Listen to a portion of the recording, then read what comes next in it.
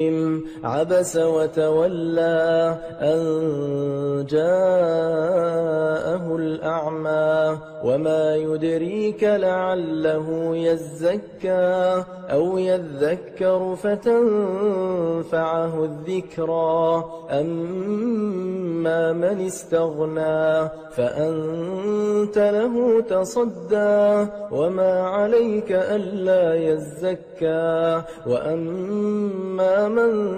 جاءك يسعى وهو يخشى فأنت عنه تلهى كلا إنها تذكرة فمن شاء ذكره في صحف مكرمة مرفوعة مطهرة بأيدي سفرة كرام بررة قتل الإنسان ما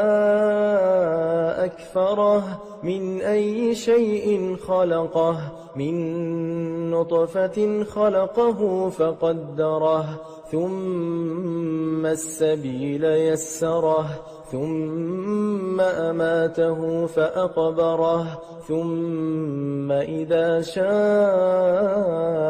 أنشره كلا لما يقض ما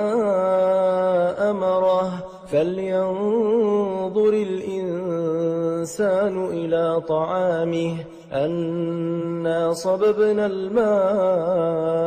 صبا ثم شققنا الأرض شقا فأنبتنا فيها حبا وعنبا وقضبا وزيتونا ونخلا وحدائق غلبا وفاكهة وأبا متاعا لكم ولأنعامكم فإذا جاءت الصاخة يوم يفر المرء من أخيه وأمه وأبيه وصاحبته وبنيه لكل امرئ منهم يومئذ شأن يغنيه وجوه يومئذ مسفرة ضاحكة مستبشرة ووجوه يومئذ عليها غبرة ترهقها قترة أولئك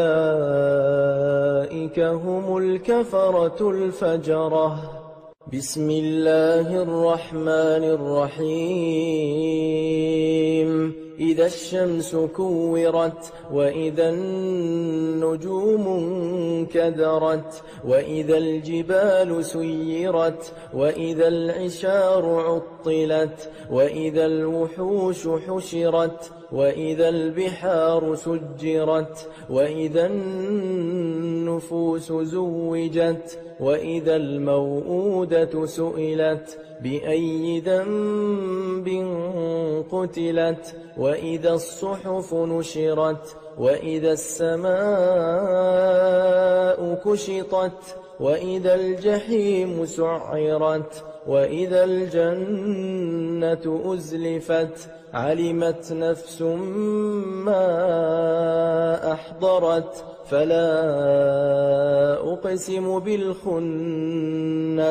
الجوار الكنس والليل إذا عسعس والصبح إذا تنفس إنه لقول رسول